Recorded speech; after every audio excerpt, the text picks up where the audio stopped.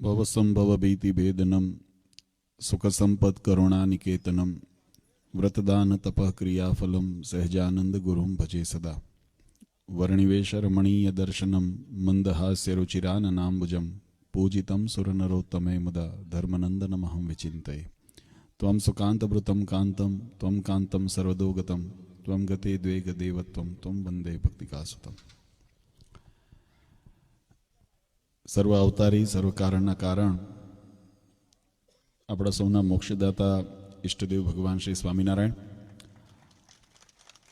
સ્વામિનારાયણ સંપ્રદાય દક્ષિણ વિભાગ અધિષ્ઠાતા દેવ વડતાલવાસી શ્રી લક્ષ્મીનારાયણ દેવ હરિકૃષ્ણ મહારાજ, સારાય ગઢપુર પ્રદેશના પ્રાણ સમાન ગઢપુરપતિ ગોપીનાથજી મહારાજની છત્રછાયામાં આજે રીંગણીયાળાને આંગણે આયોજિત આ દિવ્ય શાકોત્સવના પ્રસંગે સભામાં ઉપસ્થિત ધર્મકુળ આશ્રિત વાલા સર્વે અમારા સંતો પાર્ષદો, શ્રીજીના લાડીલા ધર્મકુળ આશ્રિત વાલા સર્વે સત્સંગી હરિભક્તો, સર્વ ધર્મ પ્રેમી સજ્જનો, સર્વ મોક્ષભાગી જીવાત્માઓ, દરેક ભક્તજનોને અમારા હૃદયપૂર્વક જય સ્વામિનારાયણ. વાલા ભક્તો, ભગવાન શ્રી હરિની અસીમ કૃપાથી અને આ ગામના ભાવિક ભક્તોના સંકલ્પ મનોરથથી આજે દિવ્ય શાકોત્સવ આપણા ગામને આંગણે ઉજવી રહ્યો છે. આમ તો આપણા શાસ્ત્રોએ જીવાત્મા માટે આ જગતની અંદર જો સૌથી શ્રેષ્ઠ કોઈ પ્રાપ્તિ બતાવી હોય, કોઈ સૌથી શ્રેષ્ઠ આપણા જીવનના પલ અથવા ક્ષણો હોય તો એ સમય છે કે જેની અંદર આ જીવાત્માને ભગવાનની સાથેનો સંબંધ દ્રઢ થાય છે. આમ વચનામૃતની અંદર ભગવાન સ્વામિનારાયણે કીધું કે આપણે આખી જિંદગી જે જગતના વ્યવહારિક સંબંધોને માણવા અને જાળવવા માટે મથીએ છીએ, કરવા જોઈએ, કારણ કે એ શરીર ધર્મ છે, પણ છતાંય એની અવધિ, એનો વિસ્તાર એ આ શરીરની આવરદા સુધી સીમિત છે.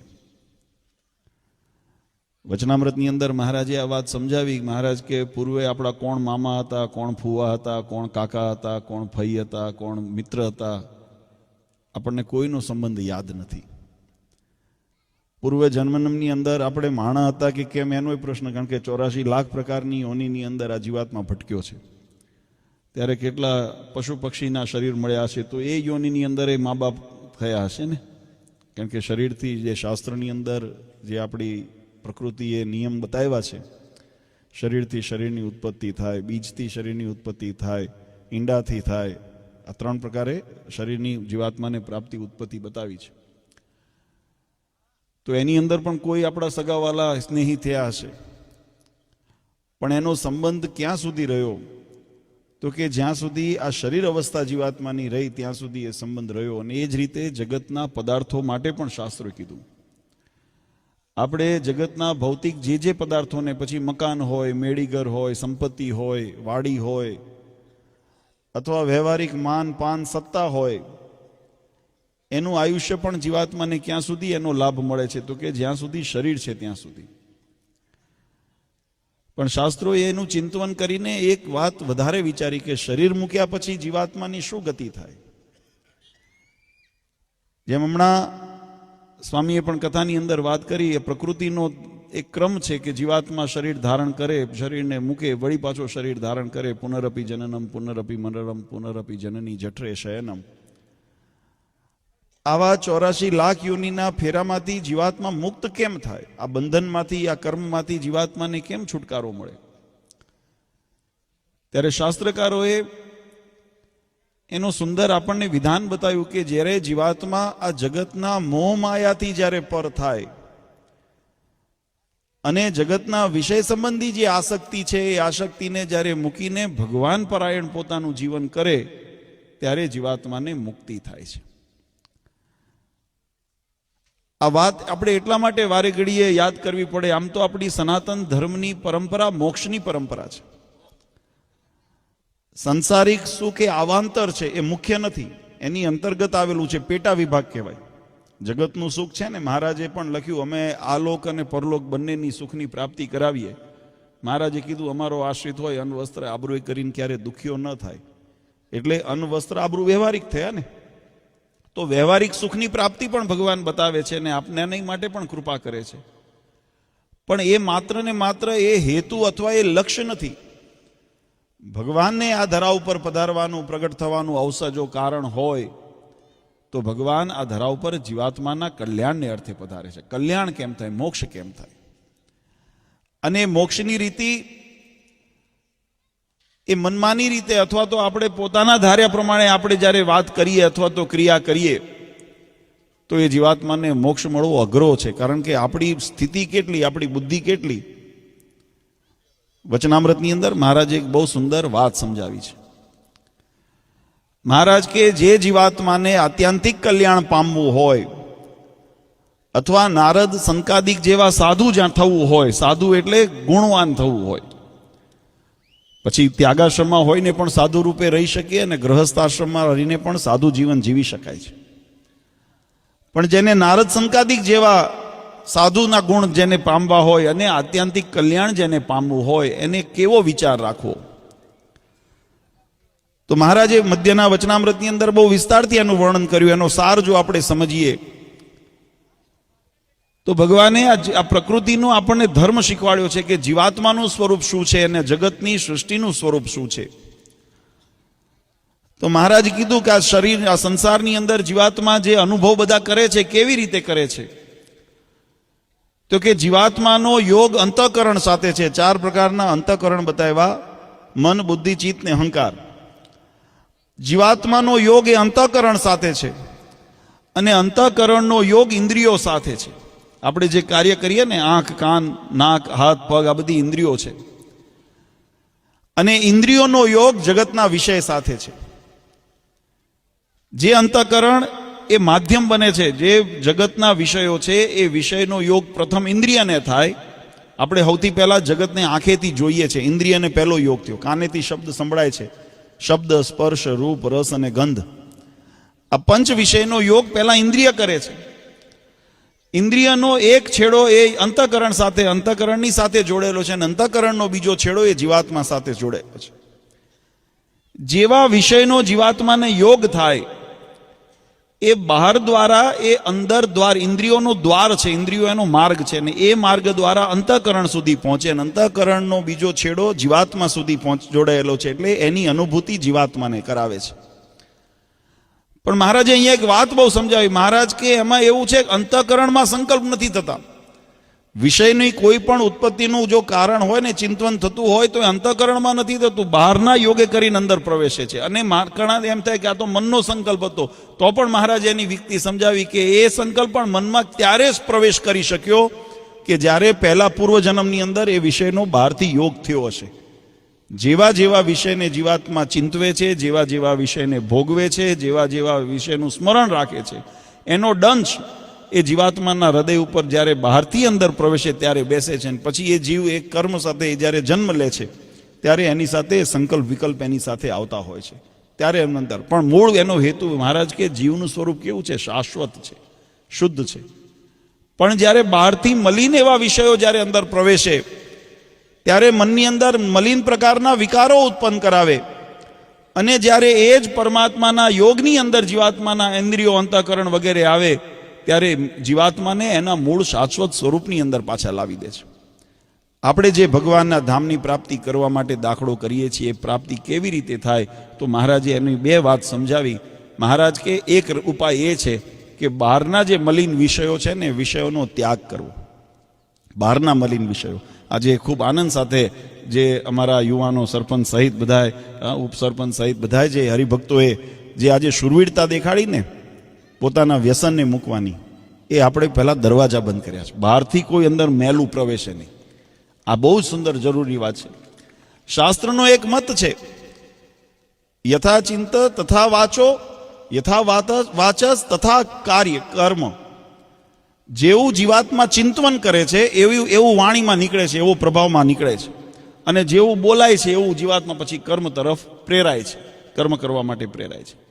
તો મહારાજે બંને, આપણે જ્યારે પૂજા કરવા બેઠા હોઈએ ને ત્યારે ભૂદેવો હોય તે આપણને પહેલા પૂજાના અધિકારની પ્રાપ્તિ માટે, આપણી પાત્રતા કેળવવા માટે આપણને પહેલા દેહ શુદ્ધિ કરાવતા હોય છે. તમે જો કોઈ પણ પ્રસંગ કરતા હોય, ઘરે વ્યવહાર થયો હોય તો એને ખ્યાલ હોય, પૂજામાં બેઠા હોય ને એટલે હાથમાં ગંગાજળ અથવા પવિત્ર ગહેલાનું જળ અથવા તો જે આપણે આવા અભિમંત્રિત કરેલું પાણી હોય પ્રસાદીનું, એને લઈને પોતાના શરીર ઉપર છાંટીએ. પવિત્રો અપવિત્રો વાસમ સર્વા વસ્ત્રાંબિતો પીવા યશ્મરી પુંડરીકાક્ષમ સમાયાભ્યંતર શુચિ.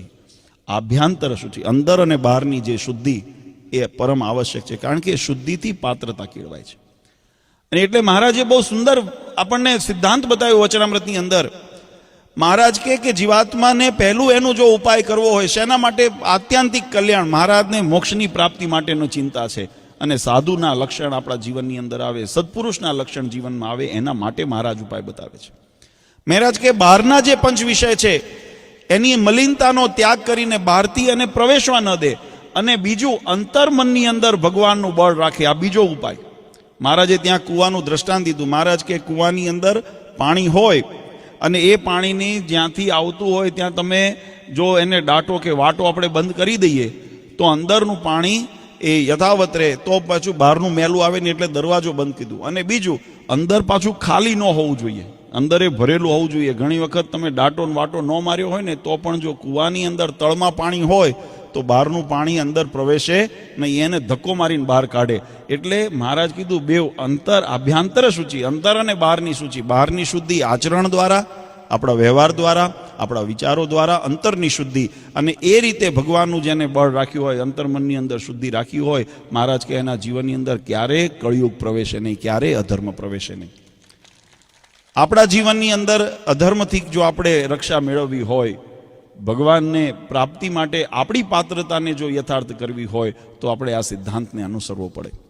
અને એટલા માટે આપણા સનાતન ધર્મની વૈદિક પરંપરાની અંદર આમ તો ભગવાને આ ધરા ઉપર પોતાના ભક્તોના રક્ષણને માટે, ધર્મના રક્ષણને માટે, અધર્મના ઉચ્છેદનને માટે મહારાજ કે સંભવામી યુગે યુગે. ભગવાન આ ધરા ઉપર મત્સ્ય, કચ્છ, વરા, નરસિંહ, રામ, કૃષ્ણાદિ અનેક વખત ભગવાન અવતાર ધારણ કરીને આ ધરા ઉપર પધાર્યા.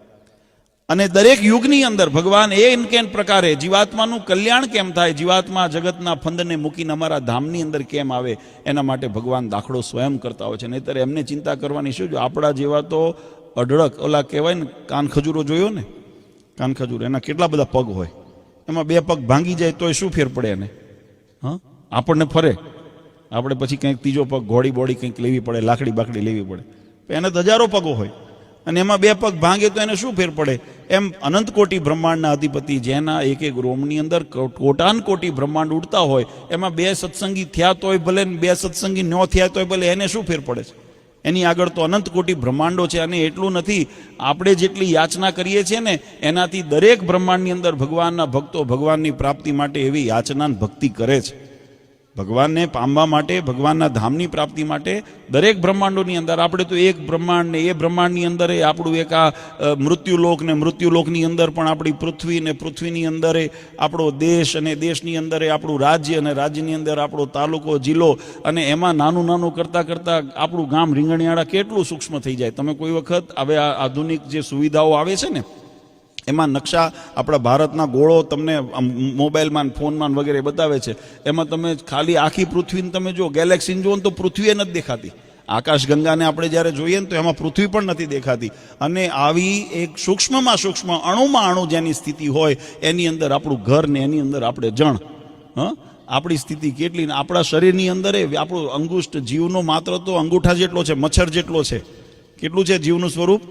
પણ એ જીવ જ્યારે થોડું ઘણું એને માન, પાન, સન્માન, જ્ઞાન, થોડું ઘણું અથવા શરીર શક્તિ, સંપત્તિ એવું પ્રાપ્ત થાય ને એટલે અહંકાર કેટલો ચડે એને, અહંકાર એને કેટલો ચડે. તો એ અહંકાર છે ને મોટા રાવણ જેવો મત ચડે. રાવણને અભિમાન ચડ્યું ને, હું તો કૈલાસને ભગવાન શિવ સાથે ઉપાડી લીધા હતા. બોલો, આપણી એવી શક્તિ નથી તોય આપણો અહંકાર ક્ષમાતો નથી. આપણે મહારાજે એટલા માટે આપણને વચનામૃતની અંદર કીધું કે ભગવાનની જેને પ્રાપ્તિ કરવી હોય, ભગવાનની જેને ભક્તિ કરવી હોય, એને પોતાના જીવનની અંદર નિર્માનીપણું રાખી, દાસાનું દાસ થઈ અને ભગવાનની આજ્ઞામાં રહીને ભગવાનનું ભજન કરે ને તો એના પર ભગવાન પછી એ મોટો થાય. અને મોટો થાય કેવો થાય? આ જીવાત્માને આવાલા ભક્તો આપણે એનો મહિમા ઘણી વખત વિચારતા નથી, એટલે આપણને પ્રાપ્તિનો ગૌરવ નથી થતું. પણ મહારાજ કીધું કે આ પામર જીવ છે, આ પતિત જીવ છે, પણ જો ભગવાનની કૃપાનો અધિકારી બની જાય અને ભગવાનની અંદર ધામની અંદર જો ભગવાનને બ્રહ્મરૂપને પામી જાય તો જીવાત્મા કે ભગવાન જેવા ઐશ્વર્યને પામે છે, ભગવાન જેવી સ્થિતિને પામે છે. આવું આપણા વેદો કહે છે, ભગવાન જેવી સ્થિતિને પામે છે. એટલે એટલી મોટી સામર્થ્ય, એટલા મોટા ભગવાનની જેમ ઈચ્છા સંકલ્પથી ભગવાન કાર્ય કરે ને એમ જીવાત્મા પણ એવો કાર્ય કરવા સમર્થ બને ભગવાનની કૃપાએ કરીને. પણ એ કૃપા કેમ જીવાત્મા ઉપર ઉતરે એના માટેનો દાખલો કરવાનું થાય ને ત્યારે આપણને અનેક પ્રકારના વિઘ્નો આવે. અને એમાં વિશેષ કરીને કળિયુગ છે. આપણા સંતોએ કીર્તનોમાં ગાયું, જ્યારે અમૃતના સિંધુ રેલાય ત્યારે અભાગ્યો તરસ્યો જાય, જ્યારે સોનાની લંકા લૂંટાય ત્યારે અભાગ્યાને ઊંઘ થાય. જે અભાગ્યો હોય ને, સોનાની લંકામાં લૂંટાતી હોય અને એની અંદર કદાચ કોઈના હાથમાં એક ઈંટ આવી જાય ને તોય પેઢીઓ તરી જાય કે ન તરી જાય. સોનાની લંકા પણ એમાં અભાગ્યો હોય ને એને શું થાય, પ્રમાદ આવે અને ઊંઘ આવે, અરે હું જઈશ હમણાં જવાશે, ત્યાં સુધી પતી ગયું હોય બધું. આપણે કરશું મોડેથી, આપણે રાહ જોઈને બેસીએ અથવા આળસ કરીએ કે ભાઈ આપણે એમાં શું છે એમ કરીને ન જઈએ તો આપણા ભાગમાં ન આવે.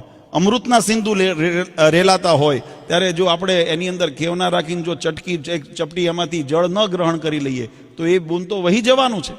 એમ આપણને મળેલો આ મનુષ્ય દેહ, આ મનુષ્ય જન્મ, આ અવસર, આ તો એના કાળ પ્રમાણે વહી જવાનો છે. આપણે એની અંદર જો જાગૃત રહીને એમાંથી જો 2 ટીપા રસપાન કરી લીધું ને તો આપણને ભગવાનના કૃપાના અધિકારી બનાવી દે, નહીતર આ બધું રેલાઈ જવાનું છે. આપણે એના માટે સજાગ રહેવાનું છે. અને શાસ્ત્રકારો એટલે આપણી પરંપરા, જો કે સંતોએ ખૂબ કથા વાર્તાનો આપણને લાભ આપ્યો છે. અને આ વિસ્તાર, આ રાજુલા પંથકના અને એમાં વિશેષ કરીને આયર ભક્તોનો સમાજ, મને કોઈ એવું વર્ષ એવું મને યાદ નથી આવતું જ્યાં આ વિસ્તારમાં કોઈ પ્રસંગ હોય. આ હરિભક્તોનો એવો નિસ્વાર્થ અને નિર્દોષ પ્રેમ છે કે જે નાના મોટા પ્રસંગ હોય તો એ અનિવાર્ય સંજોગ હોય, કદાચ અમે દેશની બહાર હોઈએ અથવા તો બીજા કોઈ કાર્યની અંદર, પ્રતિષ્ઠા જેવા કાર્યની અંદર તારીખો અગાઉથી અપાઈ ગઈ હોય અને ન પહોંચી શક્યા હોય, એ વસ્તુ જુદી છે. પણ બાકી એવો કોઈ અવસર ન હોય કે જેની અંદર હરિભક્તોએ યાદ ન કર્યા હોય ને અમે એનો આવ્યા હોય, કારણ કે આ હરિભક્તોનો પ્રેમ એવો છે. આ વખતે પણ હરિભક્તોએ અમને દિવાળી પૂર્વે અમને જ્યારે ફોન કરીને વાત કરી કે અમારા ગામની અંદર બાપુજી, આમ તો ગયા વર્ષે જેમ પધરામણીની વાત કરી અમે આવ્યા હતા ત્યારે સંકલ્પ કર્યો હતો કે બાપુજી અમારા ગામની અંદર સત્સંગ કદાચ નાનો છે પણ જો ઉત્સવ થાય તો અમારી ભાવના એવી છે. અમે વિચાર્યું કે કંઈક સંકલનમાં લઈ લઈશું. અને જ્યારે ભક્તોએ અમને ફોન કર્યો એટલે અમે છપિયા સ્વામીની વાત કરી. મેં કીધું બીજા ગામ લેવાય કે ન લેવાય, આપણે રીંગણીવાળા લેવું છે આ વખતે. એટલે કદાચ એકાદ ગામ આગું પાછું કરશું અમે. અને આમાં અત્યારે પહોંચીએ એવું વળાય એવું છે, કારણ કે આમાં કેવું છે, રાત થોડી ને વેજ આજા, અમે જણ ઓછા, પ્રસંગ સમય ઓછા હોય અને આપણા સત્સંગના ગામ. અને બહુ આનંદની વાત છે, એનું ગૌરવ છે અમને કે આજે ગામડે ગામડે હરિભક્તો જાગૃત થયા છે અને સત્સંગના માટે ખેવના રાખે છે ને, એ આપણા માટે આનંદની વાત છે. કારણ કે થવું જોઈએ. અને પહેલાં સત્સંગનો મહિમા જ એટલો હતો આપણા જીવનની અંદર. આ તો આપણે બધા વ્યવહાર માર્ગમાં વધારે પ્રધાનપણે આવીને જતા રહ્યા એટલે હવે ટાઈમ ગોતીએ છીએ. પહેલાં ટાઈમ ગોતવો નહોતો પડતો, પહેલાં ટાઈમ ગોતવો નહોતો પડતા, ટાઈમ પરાણે નીકળતો હતો. કેમ? કારણ કે આપણા હૃદયમાં ભાવના હતી ભગવાનને અર્થે. આપણી સંસ્કૃતિની અંદર તમે જો સત્સંગી જીવન કથા કોઈ દિવસ વાંચો અથવા ભાગવત વાંચો ને તો એની અંદર આપણને કેટલા ઉત્સવની તક આપણને આપી છે. પછી રામનવમી હોય તોય ભલે, જન્માષ્ટમી હોય તોય ભલે, શિવરાત્રી હોય તોય ભલે, રથયાત્રા હોય તોય ભલે, દિવાળી હોય તોય ભલે, નવરાત્રી હોય તોય ભલે, એવા અનેક પ્રસંગો આપણને 12 મહિનાની અંદર આવે છે. જ્યારે જીવાત્માને ખટકો રહે કે હું આ જગત માટે નથી આવ્યો, હું તો મારા કલ્યાણને માટે આવ્યો છું, આવો ખટકો આપણને યાદ કરાવે ને એના માટે ઉત્સવો થતા હોય છે. એના માટે આ બધા પ્રસંગ આવતા હોય છે. એટલે ભક્તોનો ભાવ એવો હતો કે બાપુજી અમારે ત્યાં આવું આયોજન થાય. અને અમને પણ હતું કે દરેક વિસ્તારની અંદર, આમ તો બધા ભક્તો દર વખતે આમંત્રણ આપતા હોય, આગ્રહ કરતા હોય આવવા માટે, પણ સમયની અનુકૂળતા અને વ્યસ્તતાને કારણે બધી જગ્યાએ તો પહોંચી વળવું દર વખતે સંભવ નથી. અને પહેલાંના વખતની અંદર એવું હતું કે સંતો પણ ગામડે ગામડે આવતા, કથા વાર્તા કરતા, રોકાતા, ભગવાનનો મહિમા સમજાવતા અને હરિભક્તોને સત્સંગની અંદર વાળતા. ત્યારે એ પ્રવૃત્તિઓ થતી ત્યારે સત્સંગનો વિકાસ થયો. નહીંતર આ બધા પંથકોની અંદર આપણા નંદ સંતોએ કેટલો દાખલો કર્યો. સ્વયં મહારાજને આમ તો આ બધી ભૂમિ મહારાજ વન વિચરણ વખતે જ્યાંથી પગલાં પડ્યા હોય એવી પવિત્ર થયેલી ભૂમિ છે. અને એની અંદર સંતોએ એવો દાખલો કર્યો, એના મૂળ મજબૂત કર્યા. ત્યારે આ સત્સંગનો વારસો અત્યારે જળવાય. પણ હવે એને પોષણ ન મળે. આપણે ખેતરની અંદર વાવણી કર્યું હોય અને એની અંદર આપણે જો સમયસર એને નીંદવાનું કાર્ય ન કરીએ અથવા તો એની અંદર ખાતર પાણી ન નાખીએ તો ધીમે ધીમે પછી એ પાક મોલાત બગડતી જાય ને. એટલા માટે એની અંદર એની સાવધાની રાખીને એની સંભાળ લેવી પડે. અને એ કાર્ય સંતો દ્વારા જ્યારે કરવામાં આવતું ત્યારે સત્સંગને પોષણ મળતું રહેતું. હવે એના બેને કારણ થયા. અહીંયા તો અછત થઈ સંતોની અને હરિભક્તોની અંદર પણ મોટાભાગે યુવાન વર્ગ બધા બહાર દેશોની અંદર અથવા તો શહેરોની અંદર બધા વસ્તીકરણમાં જતા રહ્યા. એટલે અહીંયા આગળ ગામની અંદર સત્સંગે એમ થોડો ઘસાણો અને કોઈ પણ કારણ ધારણ થાય. મૂળ સત્સંગને પોષણ મળતું ઓછું થાય એટલે સત્સંગમાં ધીમે ધીમે ઝાંખપ આવે. એ ઝાંખપને પાછી તેજીમાં લાવવા માટે આવા પ્રસંગોનું નિર્માણ થાય. એટલે પૂજ્ય મહારાજશ્રીએ આજ્ઞા કરી કે આપણે વર્ષમાં વધારે નહીં પણ એક વખત એવું આયોજન કરીએ કે એ વિસ્તારની અંદર, દરેક ગામમાં તો આયોજન કરવા જઈએ તો ન પહોંચી વળાય, પણ દરેક વિસ્તાર વાઇઝ જો આયોજન કરીએ તો એની અંદર એ વિસ્તારના ભક્તોને થોડું પોષણ બધે મળતું રહે. અને એ જ રીતે ગરડા દેશ, જુનાગઢ દેશ, વડતાલ દેશના આપણા જે ગામડાઓ છે એને સત્સંગ જાગૃત રહે, એના ભક્તોને ભગવાનનો મહિમા સમજાય, ભગવાનની ભક્તિની પ્રેરણા રહે અને પાછો એ વારસો આગળ વધે. આપણે આપણા માટે નથી કરતા વાલા ભક્તો, આ વાત બહુ વિચારજો. હા, આપણે તો આપણું જીવનું કલ્યાણ તો કરીએ, પણ આપણી આ આવનારી પેઢી જે છે ને, આ બાળકોને, યુવાનોને એનો સત્સંગનો વારસો આપણે ખાલી આમ ઘણી વખત અમે કહેતા હોઈએ કે કેવળ હુંકારા કરીને આપણે એમ વાત કરીએ કે અમે હિન્દુ છીએ, અમે સનાતન ધર્મના છીએ, અમે ભગવાનના ભક્ત છીએ, અમે સત્સંગી છીએ, એવો દેકારો કરવાથી સત્સંગ નથી થતો અને એમાં ભગવાને રાજી નથી થતા. આપણે ભગવાનને જો રાજી કરવા હશે ને તો ભગવાનની આજ્ઞાનું પાલન કરતા આપણે શીખવું પડશે. ભગવાનને રાજી કરવા હશે ને તો ભગવાનની ભક્તિ કરતા શીખવું પડશે. ભગવાનની બાંધેલી મર્યાદામાં રહેતા શીખવું પડશે. હમણાં સંતોએ કથા વાર્તાની અંદર પંચવર્તમાનની આપણને વાત કરીને આ જ વાત વચનામૃતમાં મહારાજ કીધું. બહારથી જે આપણે જે અંદર મેલું અંદર પ્રવેશી જાય છે એનાથી સાવધાન રહેવું પડશે અને અંતર્મનને પણ ભગવાનના સિદ્ધાંતોથી દ્રઢ કરી અને એવું મજબૂત કરવું પડશે. અમારે હમણાં વ્યસન માટે જે ભક્તો આવ્યા અમે બધાએ કીધું આપણે કાયર નથી, આપણે શુરવીર છીએ અને ભગવાન જેવો ભગવાન ધણી આપણને મળ્યો હોય અને એનું બળ અંતરની અંદર હોય તો બહારથી એલફેલ ઘરે ક્યાંથી આપણા જીવનની અંદર. આ શુરવીરતા હોવી જોઈએ, ખુમારી હોવી જોઈએ, એનું ગૌરવ હોવું જોઈએ. અને જે દિવસે તમે વિષ્ટા કરવા જાઓ છો, કોઈ દિવસ વિચારો છો કે આગલે દિવસે દૂધપાક ખાધો તો લાડુ ખાધા હતા? તમે દૂધપાક લાડુ ખાતા હોય, બહુ ભાવતા હોય, બીજે દિવસ સવારે વિષ્ટા કરવા જાઓ છો ત્યારે એમાંથી એને હંગરો છો કે આમાં તો દૂધપાકનો ભાગ છે? કેમ? કારણ કે વિષ્ટા થઈ ગઈ છે. એ વિષ્ટા થઈ ગઈ. એમ વ્યસનને વિષ્ટા જાણીને જે દિવસ આપણે મૂકીએ, જે દિવસ કુસંગને વિષ્ટા જાણીને મૂકીએ ને, કોઈ દિવસ આપણું મન એમાં ન લલચાય. પણ આપણે શું છે, એમાં માલ જોઈએ છીએ. મહારાજે વચનામૃતમાં આ વાત સમજાવી. મહારાજ કે એમાં માલ જોઈએ છીએ. આમ માલ કંઈ છે નહીં. ક્ષણિક આપણને કદાચ ભ્રમણા ઊભી કરાવે. સ્વપ્ન જોતા હોઈએ ને કેમ આપણે રાજા થઈ ગયા, તો એ જાગો એટલે હતા ત્યાં હાથમાં જો રામપાત્ર હોય ને તો રામપાત્ર જ રહે. મહારાજ કીધું ભિખારી હોય, વચનામૃતમાં મહારાજે દ્રષ્ટાંત દીધું, ભિખારી હોય ને 56 ભોગ ખાવાની કલ્પના કરે પણ ક્યાંથી મળે? 56 ભોગને આરોગવાની કલ્પના કરે પણ પ્રારબ્ધમાં શું લઈને આવ્યો? તો કે ભિખારી પણ યાચક પણ. તો એવું જે લઈને આવ્યો હોય એને સંકલ્પ ગમે તેટલા મોટા કરે પણ એને મળે નહીં, કારણ કે એને એવું કર્મ નથી કર્યું. એમ આપણે પણ ભગવાનના ધામમાં જવાનો સંકલ્પ વાતો બધાય કરે છે, જગત આખું કરે છે, ભગવાનના ધામમાં જવાય, ભગવાનના ધામમાં જવાય, ભગવાનના ધામમાં જવાય, પણ ભગવાનને ધામમાં જવાની રીત બતાવી છે. એ રીતે ચાલીએ ને તો ભગવાનના ધામમાં જવાય, બાકી જવાતું નથી. એ રેઢું નથી એ કે હરાયા ઢોર અંદર એ ગરી જાય. એવું અક્ષરધામ એટલું નથી, એવું ગૌલોક વૈકુંઠ રેઢું નથી. ભગવાન કૃષ્ણચંદ્રે કીધું મારી માયાને તરવી અત્યંત દુષ્કર છે, પણ જે અમને પામે છે, અમારા આશ્રયને પામે છે ને એ જ અમારી માયા તરી શકે છે, બાકી અમારી માયા તરવી બહુ કઠણ છે. ભગવાનની પ્રાપ્તિ એટલી સરળ નથી. પણ આપણે કેવું છે કે હમણાં જેમ સંતોએ પણ વાત કરી, ધાર્યું કરવાને સ્વભાવ કરીને અને પોતાના મોક્ષને બગાડીએ છીએ. તો એને સુધારવા માટે આ સત્સંગ, આવા પ્રસંગો એ આપણને નિમિત્ત આપે છે. અને મહારાજે પણ એટલા માટે જો ભગવાને ઉપદેશ દ્વારા પણ સત્સંગ કરાવ્યો, પોતાના ભગવાનપણાની પ્રતીતિ કરાવી. આજે અલૌકિક આ દિવ્ય પ્રસંગ, દિવ્ય શાકોત્સવનો કેવો મહારાજે નિર્માણ કર્યો. જે સંપ્રદાયના ભક્તો છે એને તો કથાની અંદર આ પ્રસંગ અવારનવાર સાંભળ્યો છે અને આપણે એના નિમિત્તે કરીએ છીએ. તો એ પ્રસંગને પણ યાદ કરીએ. લોયાની અંદર મહારાજ જ્યારે સુરાખાચર આવ્યા અને મહારાજને વિનંતી કરી કે મહારાજ મારે આંગણે પધારો, ત્યારે આ દિવાળીના દિવસો વીતી ગયા હતા, ઉત્સવ સમયના દિવસો વીતી ગયા હતા. એટલે થયું કે ભાઈ કેમ આમાં કોઈ પ્રસંગ નથી, કોઈ આયોજન નથી. મહારાજ કે આપણે આયોજન નિર્માણ કરીએ. જો કરવું જ હોય તો આપણી પાસે પેલા કહે છે ને કે જેને ધાર્યું છે અને એને ભગવાન પણ બળ કરતા હોય, સફળ કરતા હોય, પણ આપણા મનમાં સંકલ્પ મજબૂત કરવો જોઈએ. અને એવો સંકલ્પ એમને કરીને આવ્યા. સુરાખા અહીંયા તો એમના ઘરના તો એક વેત વધારે કીધું હતું, જો ભગવાનને લીધા વગર પાછા આવો ને તો પાછા જ ન આવશો. સુરાખાચરના ઘરના સુરાખાચરને એમ કીધું ભગવાનને આમંત્રણ દેવા જાઓ, પણ જો મહારાજને લઈને ન આવો, પાકું કરીને ન આવો તો પાછા આવશો નહીં, તમારી અમારે જરૂર નથી. આવી નિષ્ઠા હતી, આવો ભાવ હતો. એટલે મહારાજની આગળ અને બરાબર પ્રસંગ એવો બન્યો કે જ્યારે આમંત્રણ દેવા ગયા ને ત્યારે પંચાળાની અંદરથી પણ જીણાભાઈ ભક્તો મહારાજને આમંત્રણ આપવા આવ્યા હતા અને મહારાજે હા પાડી દીધી, હાલો હું આવીશ. એટલે ઓલા સુરાબાપુ છે ને આમ ભગવાનની આડું જે મહારાજ બેઠા હતા પાટ ઉપર, તો પાટની નીચે ને આમ તેમ બધે આમ જોવે. એને કહે કે શું ગોતો છો સુરાબાપુ? તો કે હું બીજા ભગવાન ગોતું છું, કેમ કે મારે ઘેર જવું છે. મારે ઘરે જવું છે ને ભગવાનને લીધા વગર આવશો તો ઘરે ન આવશો આવું કીધું ને તમે આ ઝીણાભાઈને વચન આપી દીધું મહારાજ કે હાલું એમનો સંકલ્પ પૂરો કરશું ને તમારો સંકલ્પ પૂરો કરશું, પણ કરશું શું? ત્યારે મહારાજે કીધું કે આપણે કાંઈ નહીં, એક શાકોત્સવનું આયોજન કરીએ. હા, આમ તો જગતના જમણવારો જગતમાં થતા જ હોય છે, પણ જગતના જમણવાર અને ભગવાનનો દિવ્ય શાકોત્સવ એની અંદર અલૌકિકતા કેટલી છે. ઓલું છે ને સંસારમાં બાંધનાર સ્વાદ છે અને આ સંસારમાંથી મુક્ત કરનાર સ્વાદ છે. મહારાજે એવું દિવ્ય ઐશ્વર્ય આ પ્રસંગની અંદર બતાવ્યું. સંક્ષિપ્તની અંદર એ મહારાજને પ્રસંગ યાદ કરીએ તો મહારાજ જ્યારે બાપુ ત્યાં શાકને વગાડતા, ભગવાન સ્વામિનારાયણ સ્વયં આજે શાક વગાડવા માટે એ રસોઈયાનું મહારાજે રૂપ ધારણ કર્યું અને હાથમાં તાબેતો લીધો અને મોટા ભાંડ એટલે મોટા તપેલાની અંદર મહારાજે 12 મણ ઘીનો વઘાર કર્યો. અંદર હળદર, મસાલો, રાઈ, જીરું, દાણા જીરું વગેરે એની અંદર બધા મસાલા મહારાજ નાખે.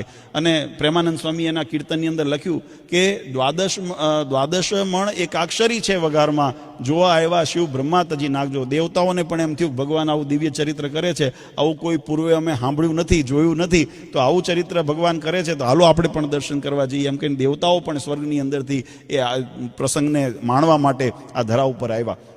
પ્રેમાનંદ સ્વામીએ લખ્યું મહારાજ મનુષ્ય ચરિત્ર કરે. ભગવાન જ્યારે ધરા ઉપર અવતાર ધારણ કરે ને ત્યારે મનુષ્ય જેવી, જો બાળક હોય ને તો બાળક જેવી જ ચેષ્ટા કરે. ભગવાન રામના તમે બાળ ચરિત્રના પ્રસંગ તમે સાંભળજો. ભગવાન કૃષ્ણના બાળ ચરિત્રના પ્રસંગ તમે સાંભળો, ભગવાન ઘનશ્યામ મહારાજના બાળ ચરિત્રના તમે પ્રસંગ સાંભળો તો આપણને એમ લાગે કે આ તો બાળક જેવી ચેષ્ટા કરે છે.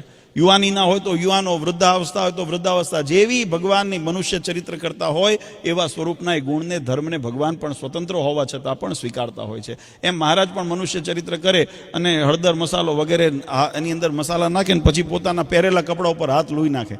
મહારાજ જ્યારે આવું ચરિત્ર કરે ને તો કોઈ વિવેકી હોય અને એમાં પાછા હવે તો એક હોય ડાયા ને એક હોય દોઢ ડાયા, વધારે જ્ઞાની, તે એને તો એમ જોઈએ ને ભગવાનમાં દોષ કાઢે. આપણે અત્યારે પણ એવા છે. તમારે ત્યાં લગ્ન પ્રસંગ હોય તો તમે ગણપતિ સ્થાપન મુહૂર્તમાં કરો કે ન કરો? એનું મુહૂર્ત જોડાવીને ગણપતિ સ્થાપન કરો ને. પ્રતિષ્ઠા જેવો ઉત્સવ કરવો હોય તો ધનુર્માસની અંદર ગણપતિ સ્થાપન ન થાય ને. આ વસ્તુ વિચારવા જેવી છે. ભગવાને બતાવેલું મુહૂર્ત જે શાસ્ત્રની મર્યાદા છે. મહારાજ કે વિધિ નિષેધને, જ્ઞાન થયું ને એટલે વિધિ નિષેધને ખોટા કરે. પહેલા વિધિના શાસ્ત્રના મતને જ ખોટો કરે, પોતાનું ધાર્યું કરવાના સ્વાર્થની અંદર. આ મનુષ્ય સ્વભાવ છે. એટલે ભગવાનમાં પણ દોષ કાઢે. પછી ભગવાનને આ બધું કર્યું પણ આ બરાબર ન કર્યું તો તમે તો ભગવાન થઈ જાઓ. અને થવું જ છે અત્યારે મોટા ભાગના જગતના લોકોને ભગવાન જ થવું છે. ભક્ત કોઈને રહેવું નથી. ભક્ત રહેવું હોય ને તો આજ્ઞામાં રહે. જેને ભગવાનનું ભક્ત રહેવું હોય ને, દાસ રહેવું હોય ને, એ ભગવાનના વચનમાં રહે, ભગવાનની શિક્ષાપત્રીની બાંધેલી મર્યાદામાં રહે. બાકી એને ભગવાન પોતાને થવું છે, ભગવાન ભજવા નથી. દુનિયામાં વાતો તો જે કરે તે, આજે જેને ઉઠા ભણાવવા છે અથવા પોતાનું ખોટો માલ વેચવો છે તો એના અવગુણ કહીને વેચશે કે વખાણ કરીને વેચશે? જેને કથીર વેચવું છે એ કથીરના અવગુણ ગાશે કે આ તો હોના કરતાં નબળું છે ને પિત્તળ જેવું છે ને આનો બહુ ભાવ ન આવે, એવું કરશે તમે લેશો? એ તો કહેશે આ તો ટીકાઉ છે ને લાંબુ છે ને સરસ છે ને આનો, એના ગુણ જ ગાશે ને. એમ કથીર વેચનારે ગુણ જ ગાય અને હોનું વેચનારે ગુણ ગાય. પણ પ્રશ્ન છે આપણી દ્રષ્ટિ, આપણી સમજણ. આપણે નક્કી કરવું છે કે આની અંદર હોનું વધારે મોંઘું છે કે કથીર વધારે મોંઘું છે. આપણે છેતરાતા નથી ને એનું સાવધાની કોણ રાખશે? ખરીદનારે રાખવી પડે ને. એમ મોક્ષની અંદર પણ આપણે છેતરાતા નથી ને સાવધાની કોણે રાખવાની? આ સત્સંગ સમાજે બધાએ સાવધાની રાખવાની. ભગવાનનું નામ દઈને જ છેતરવામાં આવે.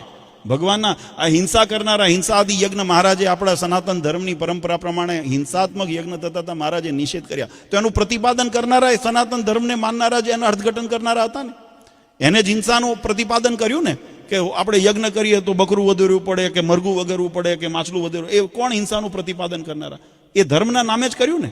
પણ આપણે સાવધાની રહેવી પડે કે નહીં, ધર્મ છે ને ક્યારે કોઈની જીવનું, આપણે મહારાજે શિક્ષાપત્રીમાં લખ્યું નાના નાના સૂક્ષ્મ જવતું હોય એને પણ દુભાવા નહીં, એની પણ હિંસા ન કરવી. તો આ હિંસાને કેમ પ્રતિપાદન કરાય? આવી જેની નિષ્ઠા દ્રઢ હોય, ભગવાનના વચનમાં વિશ્વાસ હોય તો એને પછી આવી જે ખોટી માન્યતા હોય એને તમે ખંડન કરી શકો. પણ ભગવાનના વચનમાં દ્રઢતા ન હોય, વિશ્વાસ ન હોય તો કોઈ આવીને એમ કહે કે આપણે બકરું વધેરવું પડે તો કે વધેરી નાખો. તો આપણે પાપના ભાગી બન્યા કે ન બન્યા? આ સાવધાન થવાની. આ સંસારની અંદર આ ઉત્સવ માત્ર પેટનો ખાડો ભરવા નથી આપણે કરતા. આપણે આપણા અંતરની અંદર જે રહેલા મેલ છે એને મેલને ધોવો છે. આ આત્માને શાશ્વત કરવો છે, ભગવાનના ધામનો અધિકારી બનાવવો છે. તો એના પ્રમાણેની શુદ્ધતા, આચરણની પવિત્રતા, ભગવાનના વિચારોની પવિત્રતા, સિદ્ધાંતોની પવિત્રતાને આપણે આપણા જીવનની અંદર જાળવવી પડશે. મહારાજ જ્યારે આ ચરિત્ર કરતા, એટલે આ મૂળ વિષય એવો કે ભગવાનની અંદર પછી દોષ કરે ને હું કરું સાચું, એમ ભગવાનમાં અભાવ આવે. અને અભાવ આવે ને ભગવાનની આજ્ઞા લોપે. મહારાજ જ્યારે આ હળદરવાળા હાથ પોતાના ધોતી ઉપર લૂછતા, પ્રેમાનંદ સ્વામીએ લખ્યું, હલ્દીવાળા હાથ લુએ નિજ ધોતીએ. ભગવાન પોતાના પહેરેલા ધોતી ઉપર હળદરવાળા હાથ લૂતા. પણ આના દર્શન કેવી જેની સમજણ હતી ને એને એવા દર્શન થાય, જેવી જેની સમજણ. પ્રેમાનંદ સ્વામીને કેવો ભાવ થયો? તો પ્રેમાનંદ સ્વામી લખ્યું, પીળે પટ શોભે પરિબ્રહ્મ જો. પરબ્રહ્મ પુરુષોત્તમ નારાયણ પીળું પિતાંબર પહેરીને ઉભા હોય ને એવા દિવ્ય દર્શન થાય છે. કેવો ભાવ હતો? ભગવાનપણાનો ભાવ હતો. એટલે ભગવાનની અંદર મનુષ્ય ભાવ ન જોયો. આ હળદરવાળા હાથ કપડા ઉપર લુવે છે એવું એમને ન દેખાણું. એમને એવું દેખાણું કે પીળું પિતાંબર પહેરીને પુરુષોત્તમ નારાયણ દર્શન દે છે. એવો ભાવ અંતરનો હતો ને ભગવાનના એવા સ્વરૂપમાં દર્શન થયા. યાદરસી ભાવના તાદરસી સિદ્ધિર્ભવતી. જેવી તમારા હૃદયની ભાવના શુદ્ધ હશે ને એટલું તમને શુદ્ધતા થશે. હૃદયમાં કપટ હશે તો તમને પછી ક્યારે મેં કીધું ને, જેવો ચિંતવન એવી વાણી, અને જેવી વાણી એવો કાર્ય, અને જેવું કાર્ય એવું કર્મફળ. કર્મફળ કાર્યને આધીન છે, સ્વતંત્ર ફળ નથી. કર્મ જેવું હશે એવું ફળ મળશે. તો જેવું ચિંતવન હશે એવું વિચાર થશે, એવા વિચાર થશે, એવું કાર્ય વાચા અને કાર્ય થશે. જેવું વાચા અને કાર્ય થશે એવું જીવાત્માને ફળ મળશે. આપણે ફળ જોઈએ છે સારું. અમે ઘણી વખત દ્રષ્ટાંત પૂજ્ય મહારાજ શ્રી અજેન્દ્ર પ્રસાદજી મહારાજ ઘણી વખત સભામાં કહેતા કે આપણે કહીએ રાંપની કરી ચોરી. ચોરી, રાંપ ખબર પડે ને, તમે બધા ખેડૂત છો. રાંપ એટલે પેલું પાટોળો આવે મોટો ખેતરની અંદર, એને કહીએ. તો કે રાંપની કરી ચોરી અને સોયનું કર્યું દાન. દાન કેટલાનું કર્યું? સોયનું. અને પછી ધાબે ચડીને જુએ કેમનું આવ્યું વિમાન. એમ વિમાન આવવાનું છે? આ રાંપની ચોરી કરી એનું શું? આ રાંપની ચોરી કરી એનું શું? આ રાંપને ચોરી ગયા અને સોયનું દાન કરીને. એમ આપણે આપણા સ્વભાવની અંદર જ્યાં સુધી ભગવાનની આજ્ઞારૂપી રાંપને ચોરીએ છીએ ને ત્યાં સુધી પછી તમે ભજન કરો કે સોયનું દાન કરો, એનું ભગવાન ફળ ન આપે. એના માટે તો આપણે પહેલાં આપણી જાતને સુધારી પડે. આપણો પ્રસંગ એવો, મહારાજ અહીંયા આગળ બરાબર ચરિત્ર કરે. જેને ભગવાનનો મહિમા હતો, નિશ્ચય હતો, એને તો ભગવાનપણાની પ્રતીતિ રહી. અને ભગવાનપણાની પ્રતીતિ રહી એટલે એને તો પીળું પિતાંબર પહેરીને ભગવાન દર્શન દેશે એવા દર્શન થયા. પણ પ્રેમાનંદ સ્વામીને ખબર પડી કે આમાં ઘણા એવા છે કે જેને હજુ આમાં કંઈ વિશ્વાસ નથી બેઠો. એટલે એમને બીજી પંક્તિ લખી, અક્ષર પર પુરુષોત્તમજીએ નર વપુ ધર્યું. અક્ષરથી પણ જે પર એવા પુરુષોત્તમ નારાયણ છે, એવા પુરુષોત્તમ નારાયણે આ નર નાટ્ય એટલે કે મનુષ્ય ચરિત્ર કર્યું છે. પણ એકાંતિક મહામુનિ સમજે મર્મ જો. જે એકાંતિક હતા, મહામુનિ એટલે જ્ઞાની હતા, ભગવાનનો નિશ્ચય જેને દ્રઢ હતો, એને આવા દર્શન થયા. બાકી જગતના જીવને તો એમ જ થયું કે આ ધોત્યું પીળું કર્યું. આ પીળું પિતાંબર ન દેખાણું, એમને ધોત્યું પીળું દેખાણું. અને બરાબર પ્રસંગ પણ એવો બનેલો કે જ્યારે મહારાજા ચરિત્ર કરતા ને ત્યારે અમારે ચરોતર બાજુથી કાશીદાસ, કામદાસ વગેરે પાટીદાર ભક્તો ભગવાનના દર્શને આવેલા. અને આવ્યા અને બરાબર એમને પ્રવેશ કરવો, અને મહારાજે આ બાજુ ધોતિયા ઉપર પોતાના હાથ લોયા. અને આ ચિત્ર જોઈને મનની અંદર એમ થઈ ગયું કે આ સંતો બધા જે વાતો કરે ને ખોટી. કારણ કે ભગવાનની મહિમાની વાતો કરી હોય ને, સિદ્ધાંતની, અને એમના ઉપદેશ સાંભળીને જ આવ્યા હતા. સંતોના સમાગમ દ્વારા ભગવાનના મહિમાનો ઉપદેશ સાંભળીને જ આવ્યા હતા કે હાલો આપણે પ્રગટ ભગવાન અહીંયા ધરા ઉપર છે, દર્શન કરવા જઈએ. પણ ભગવાનને આ ચરિત્ર કરતા જોયા એટલે મનુષ્ય ભાવ આવ્યો. એમને એમ થયું કે આને ભગવાન કેમ માનવા? આને તો મનુષ્ય જેટલો વિવેક નથી કે હાથમાં રૂમાલ રાખે, ગમછો રાખે, પદૈયું રાખે, ગાભો રાખે, એમાં હાથ લુવે. આ પહેરેલા કપડા ઉપર હાથ લુવે છે, આને ભગવાન કેમ માનવા? આ ભગવાન બ્રહ્માંડનું નિયંતા છે. અને આ થાય ઘણી વખત અજ્ઞાની જીવ હોય ને એને શંકા તરત ભગવાનના ચરિત્રમાં પડે. અને મહારાજ ચરિત્ર પણ એવા સામાન્ય કરતા હોય. આપણે દ્વારકાધીશની આપણે વખાણ કરીએ ત્યારે મહારાજને કેવા કરીએ કે મહારાજને 16 શણગાર સજેલા છે, માથે મુગટ ધારણ કર્યો છે, કાનમાં કુંડલ છે, વૈજંતી માલા છે. ભગવાનને એવા દર્શન કરીએ ને. પણ એ જ ભગવાન કૃષ્ણ જ્યારે ગોકુળની અંદર ગાયો ચરાવવા જતા ત્યારે માથે શું કહેવાય, એ હોનેરી મુગટ પહેરીને જતા હતા, એ જરિયાની જામા પહેરીને જતા હતા કે પિતાંબર પહેરીને જતા હતા. અહીંયા તો મહારાજ પેલા આપણે બધા તમને ખબર છે, કામળી હોય ખભે અને હાથમાં ડંગોરો હોય, ગાયો ચરાવવા કેમ જાય? ભગવાન એ રૂપ લઈને જતા. તો શું ભગવાન મટી ગયા? કૃષ્ણ ભગવાનના તમે બાળ ચરિત્ર જુઓ તો ભગવાનના એવા રૂપનું જ વર્ણન આવે છે. તો શું ભગવાન મટી ગયા? એ તો ભગવાનપણાની પ્રતીતિ હોય. વેશભૂષાથી ભગવાન નક્કી નથી થતા, ભગવાન પોતાના ઐશ્વર્ય પ્રતાપથી નક્કી થાય છે. આ પરબ્રહ્મ પુરુષોત્તમ નારાયણ છે. એની અંદર એ સામર્થ્ય છે, એની અંદર એ અંતર્યામીપણું છે, વ્યાપકપણું છે, નિયંતાપણું છે. એ પરમાત્માપણું એનું બતાવે કે આ પરબ્રહ્મ પુરુષોત્તમ નારાયણ છે. અને બરાબર જ્યારે કાશીદાસ, કામદાસ વગેરે આવ્યા, મનમાં શંકા થઈ, મનમાં અભાવ આવ્યો કે આને ભગવાન કેમ માનવા? આપણે લગભગ ભૂલા પડ્યા લાગીએ છીએ, આપણે આ કોઈક બીજા ગામ આવી ગયા લાગે છે. હા, આપણને એમ થયું કે આ પરબ્રહ્મ પુરુષોત્તમ નારાયણ વાળું આ ગામ નહીં, આ સંતોએ જે બતાવ્યું એ ગામ નહીં, આ તો બીજું ગામ છે, એમ કહીને પાછા વળતા હતા. મહારાજે કીધું, સંતોને પૂછ્યું, સંતો કોઈ તરસ્યો હોય ને કૂવા કાંઠે આવે ને તરસ્યો પાછો જાય ને કેવો ગણાય? તો મહારાજને કે મહારાજ તો અભાગ્યો કહેવાય ને. તમે આટલી મંજિલ કાપીને આવ્યા અને તમે ભગવાનના દર્શન ન કરી શકો, પોતાની ક્ષુધાને તરસ ન છીપાવી શકો, તો એનાથી મોટો અભાગ્યું કોણ કહેવાય? મહારાજ કે જો ઓલા ભક્તો અમારા દર્શન માટે છેક ચરોતરથી આવ્યા છે પણ અમને મળ્યા વગર પાછા જાય છે. ત્યારે પ્રેમાનંદ સ્વામી મહારાજના સખા ભક્ત હતા, એટલે ભગવાનની સાથે રમૂજ કરવાનો એમનો અધિકાર હતો. ધીમે રહીને મહારાજને કે મહારાજ આમે એમનો વાંક નથી, વાંક તમારો છે. મહારાજ કે અમારો શું વાંક છે? અમે તો તમારા માટે જો રસોઈ બનાવીએ છીએ, આ શાક વઘારીએ છીએ, હમણાં તમને પ્રસાદ આપશું, તમને રાજી કરશું, અમે તો દાખલો કરીએ છીએ, અમારો વાંક શું એમાં? ત્યારે પ્રેમાનંદ સ્વામીએ ધીમે રહીને મહારાજને કીધું કે મહારાજ અમે જ્યારે કથા કરતા હોઈએ ને ત્યારે તમારા ઐશ્વર્ય પ્રતાપના વર્ણન કરતા હોઈએ, હા, અમે મહારાજના રૂપના વર્ણન કરતા હોઈએ. મહારાજે જરિયાની જામો પહેર્યો છે, સોનેરી સુરવાળ પહેર્યો છે, પગની અંદર તોડા છે, પગમાં મોજડીઓ છે, હાથમાં વેડ ધારણ કર્યા છે, કડા ધારણ કર્યા છે, વીંટીઓ બાજુબંધ વગેરે ધારણ કર્યું છે, માથે સોનેરી પાગ છે, 3 છોગડાળી પાગ છે, એના ઉપર ફૂલના તોરા બિરાજે છે, ગળામાં માળા છે. અમે આવું બધું વર્ણન કરતા હોઈએ. ભગવાન તાબેથો લઈને ઊભા હોય એવું વર્ણન અમારી કથામાં ન આવે. અને આ તમે જો તાબેથો લઈને ઊભા છો અહીંયા મંચ ઉપર, આ શાક વઘારતી વખતે તમે તાબેથો લઈને ઊભા છો, કોણ વિશ્વાસ કરે કે આ પરબ્રહ્મ પુરુષોત્તમ નારાયણ છે? જેના રોમ સુછિદ્રમાં અણુસમા બ્રહ્માંડ કોટી ફરે, માયા કાળ રવિ શશી સુરગણો આજ્ઞાના લોપેક્ષણ, એવા અક્ષરધામના અધિપતિ શ્રી સ્વામિનારાયણ. આવા અક્ષરધામના અધિપતિ આ તાબેથો લઈને ઊભા હોય એવું કોણ વિશ્વાસ કરે? અને એનાથી વધારે તાબેથો લઈને ઊભા તો ઠીક, પણ આ જો હવારે અમે તમને ધોતિયું પહેરાવ્યું ને તો એ ધોળું હતું, આ તમે પીળું કરી નાખ્યું. આ તમે ધોતિયું ને હળદરવાળા હાથ લોહીને તમે પીળું કરી નાખ્યું. આવું ચરિત્ર કરો તો કોણે તમારામાં પ્રતીતિ થાય? અને પછી સંતોએ વિનંતી કરી મહારાજને, મહારાજ આ જગત અજ્ઞાની છે અને અબોધ છે, આને તમારા ચરિત્રનો મર્મ ન સમજી શકે અને અભાવ લઈને જાય તો જીવાત્માનો મોક્ષ બગડે. એ ન બગડે એના ઉપર કંઈક દયા કરો, કરુણા કરો, જીવાત્માને ભગવાનની પ્રતીતિ થાય ને તમારા શરણે આવે. પછી ભગવાને કાશીદાસ કાનદાસ પાટીદાર ભક્તોને મહારાજે નામ દઈને બોલાવ્યા. કાશીદાસ કાનદાસ, તમે જે જોવા માટે આવ્યા છો જોઈને જાઓ. અને જ્યારે ભક્તોએ પાછળ વળીને જોયું ને ત્યારે ભગવાને ચતુર્ભુજ સ્વરૂપે દર્શન દીધા અને પોતાના ભગવાનપણાની પ્રતીતિ કરાવી. આજે એ ઉત્સવને આપણે સ્મૃતિ કરીએ છીએ, એ ઉત્સવને યાદ કરીએ છીએ. જેમ ભગવાન કૃષ્ણચંદ્રે ગોવર્ધન તોલ્યો અને ગોવર્ધન તોલીને પોતાના ભક્તો એવા ગોકુળવાસીઓની ભગવાને એ મેઘના એ ઇન્દ્રના પ્રકોપથી જેમ રક્ષા કરી, અને એનો ઉત્સવ આપણે વર્ષો વર્ષ, આજે વર્ષો વીતી ગયા પણ આજે આપણે દિવાળીને બેસતું વર્ષ જ્યારે આવે ત્યારે ગોવર્ધન પૂજાને અન્નકૂટોત્સવ કરીએ છીએ. એ સ્મૃતિની અંદર કે ભગવાને આવી કૃપા કરી છે. એમ ભગવાને આ લોયાની અંદર જે ભક્તો ઉપર કૃપા કરી, પોતાના ભગવાનપણાની પ્રતીતિ કરાવીને ભક્તોને અહેસાસ કરાવ્યો કે શરણું લેવું હોય ને તો આના શરણે રહેવાય, બાકી જગતમાં બીજું કોઈ શરણા લેવાને યોગ્ય નથી. આવું જેને વિશ્વાસ દ્રઢ કરાવ્યો એ પ્રસંગને યાદ કરીને આપણે આ ઉત્સવ કરીએ છીએ.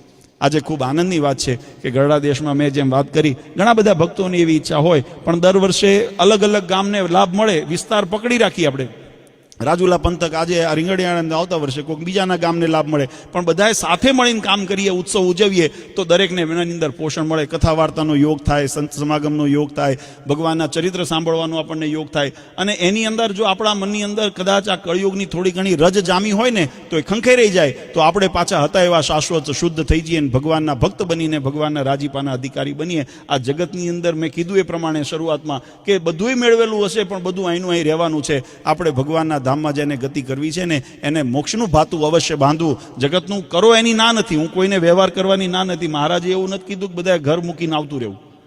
તમે ઘરના વ્યવહાર તમે સાચો એની ના નહીં, પણ મોક્ષના ભોગે નહીં. વ્યવહારને મોક્ષથી વધારે પ્રધાનપણું ન આવે એનું ધ્યાન રાખીને મોક્ષ એની વ્યવહારની મર્યાદામાં વ્યવહાર કરીએ. બાકી કલ્યાણનો જ્યારે વાત આવે ને ત્યારે ભગવાનની સારધાર આજ્ઞાનું પાલન કરીને, ભગવાનની ભક્તિ કરીને ભગવાનના ધામના અધિકારી બનીએ. એ જ મનુષ્ય જન્મની સફળતા છે. આજે ખરેખર આનંદ થયો, ભક્તોનો ભાવ હતો અને એ ભાવને ભગવાન ગોપીનાથજી મહારાજ, હરિકૃષ્ણ મહારાજે સંકલ્પ કર્યો અને તમે બધાએ પણ એની અંદર સહકાર, બધા ગામના ભક્તો એની અંદર આવીને આ ઉત્સવને આટલો સુંદર દીપાવ્યો. જે ભક્તોએ આ ઉત્સવની અંદર તન મન ધનથી સેવા કરી છે, યજમાન પદ સ્વીકાર્યું છે, સ્વયંસેવક તરીકે સેવા કરી છે, આયોજનની અંદર સેવા કરી છે, અને નામી અનામી બધાના નામ ક્યાં લેવા, પણ બધાને નામી અનામી જેને જેને આ મહોત્સવની અંદર લાભ લીધો છે એવા તમામ ભક્તો ઉપર ગોપીનાથજી મહારાજ, હરિકૃષ્ણ મહારાજ ખૂબ રાજી થાય અને તમને ખૂબ સુખ્યા કરે. નિયમ નિશ્ચય પક્ષની દ્રઢતા કરાવે, ઉપાસના ભક્તિની દ્રઢતા કરાવે અને ભગવાનનો રાજીપો સમગ્ર ભક્તજનો ઉપર કાયમ ઉતરતો રહે એવી ભગવાન શ્રી હરિના ચરણારવિંદમાં પ્રાર્થના કરી. પરમ પૂજ્ય સનાતન ધર્મ ધુરંધર 1008 આચાર્ય શ્રી અજેન્દ્ર પ્રસાદજી મહારાજ, અસો ગાદીવાળા પૂજ્ય માતુશ્રી અને અમારા સમસ્ત ધર્મકુળ પરિવાર વતી આપ સૌને અંતરના આશીર્વાદ આપી મારી વાણીને વિરામ આપું. સહેજાનંદ સ્વામી મહારાજ.